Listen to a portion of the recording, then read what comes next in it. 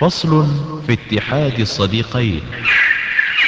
الصدق في الوداد يقضي بالاتحاد في النعت والصفات والحال والهيئات، ويكسب المشوق ما يكسب المعشوق حتى يظن أنه من الحبيب كنهه لشدة العلاقة والصدق في الصداقة.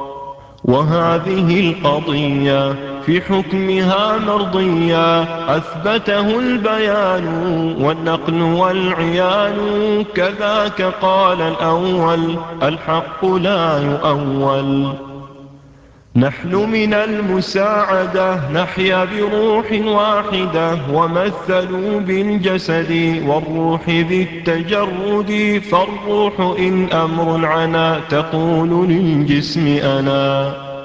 وقال جل الناظم مستند الأعاظم من العلوم قد نشر منصور أستاذ البشر، وأمر هذا الحكم لم يقترن بعلمي، وأنه قد ظهر مشاهدا بلا مرى، فمنه ما جرى لي في غالب الليالي.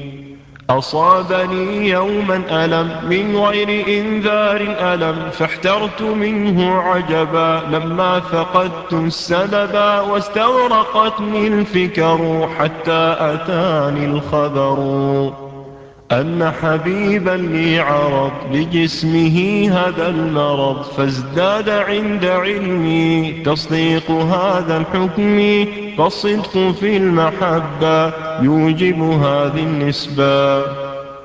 فكن صديقا صادقا ولا تكن مماذقا، حتى تقول معلنا إني ومن أهوى أنا.